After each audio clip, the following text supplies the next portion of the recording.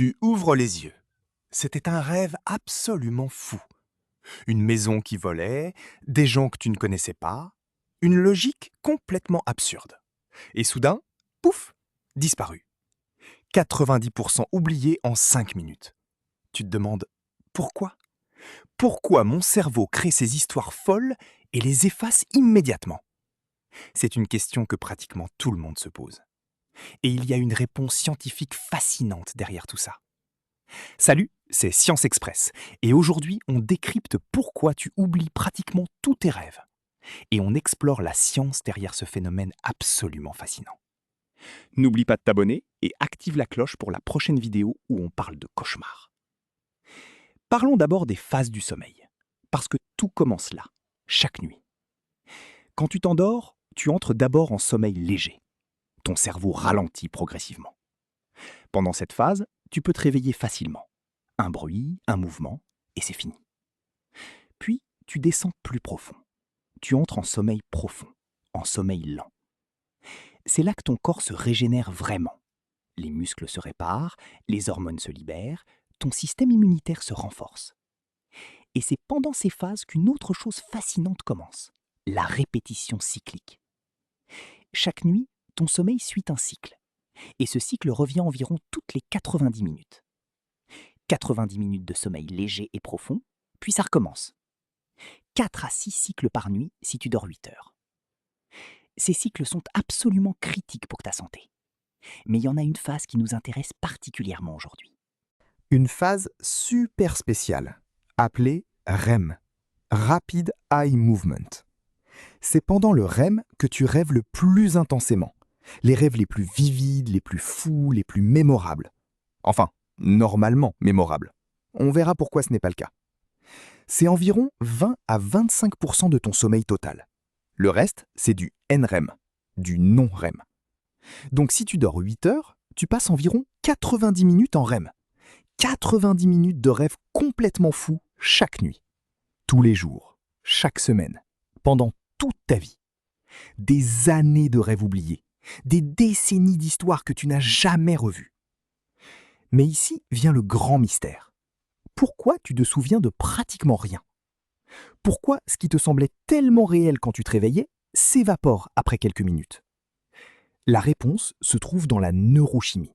Et c'est la clé à comprendre. Voilà. Tout dépend d'une molécule appelée noradrénaline. La noradrénaline, c'est un neurotransmetteur. Une substance chimique dans ton cerveau qui fait passer des messages d'une cellule à l'autre. Et spécifiquement, la noradrénaline contrôle ta mémoire court terme. Elle permet à ton hippocampe, cette structure qui sauvegarde les souvenirs, de dire « Ok, ce truc est important, je le garde en mémoire long terme ». Sans noradrénaline, rien n'est sauvegardé, rien ne reste. Mais pendant le REM, pendant que tu rêves et que ton cerveau crée ces hallucinations vivantes, la noradrénaline est complètement bloquée. Pas un peu baissée, pas réduite, complètement, zéro. Ton cerveau la coupe volontairement. À la place, une autre molécule prend le contrôle, l'acétylcholine. L'acétylcholine, c'est super pour créer des hallucinations vivantes. C'est elle qui produit les images folles que tu vois en rêve. Elle crée les couleurs, les visages, l'action, la narration, cette logique complètement absurde des rêves. Mais l'acétylcholine n'a absolument aucun rôle dans la sauvegarde en mémoire. Elle fait le contraire. Donc ton cerveau est en train de créer les rêves les plus vivides de ta nuit pendant que tu es complètement, totalement incapable de les mémoriser. C'est une contradiction totale. C'est même contre-productif. Pourquoi ton cerveau ferait-il ça? Eh bien, c'est un bon truc en fait. C'est une stratégie évolutionnaire. La noradrénaline, c'est lié au stress et à la vigilance. C'est elle qui te maintient alerte, qui te prépare à réagir au danger. Si la noradrénaline restait élevée pendant que tu dors, tu serais constamment en mode défense. Tu ne pourrais jamais vraiment te reposer. Tu stresserais pendant 8 heures d'affilée. Donc ton cerveau prend une décision brillante. Éteins la noradrénaline pour 90 minutes. Relaxe-toi complètement. Baisse tes défenses. Récupère. C'est une stratégie de survie. Tu ne peux pas être stressé quand tu dors, ou tu vas mourir d'usure émotionnelle. Mais l'effet secondaire, eh bien, tu ne peux rien mémoriser. Ton hippocampe est complètement déconnecté. Maintenant, voilà le truc vraiment fou. Il y a une fenêtre magique. une nano-fenêtre de temps. Les 5 premières minutes après ton réveil. C'est tout ce que tu as. Pendant ces 5 minutes précieuses, les niveaux de noradrénaline remontent doucement, graduellement. Ton hippocampe commence à réveiller. Et pendant ces 5 minutes exactes, il y a une chance, une nano-chance de capturer les rêves, de les sauvegarder juste avant qu'ils ne disparaissent complètement. Après 100 minutes, c'est fini.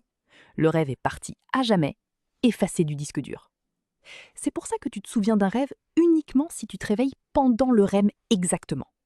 Ou si tu te réveilles et tu restes complètement immobile pendant 5 minutes, sans bouger, sans parler, sans regarder ton téléphone.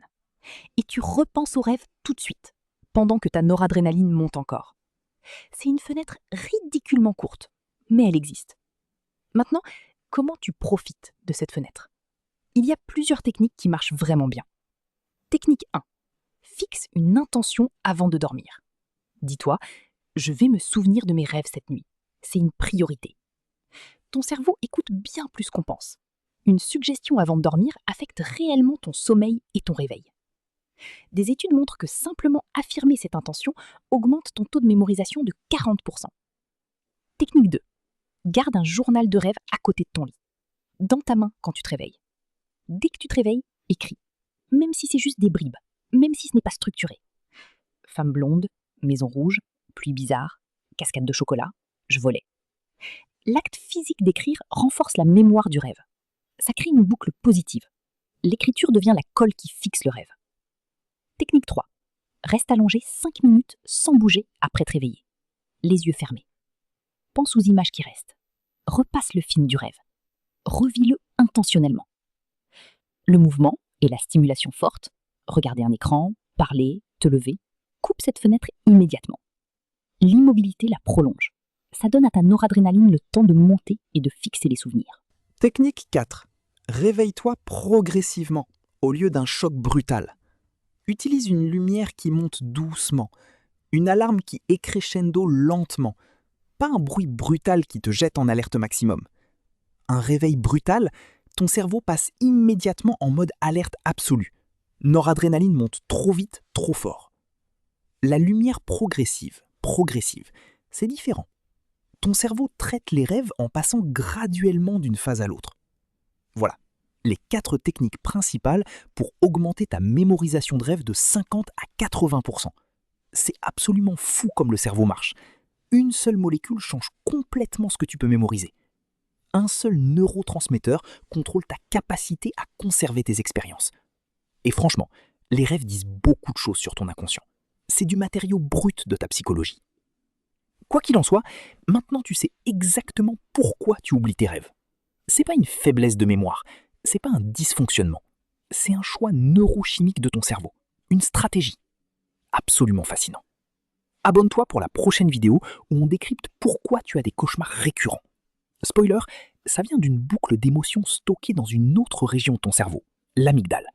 Et comment tu peux les arrêter? Parce que oui, tu peux les arrêter. Merci de regarder. À bientôt.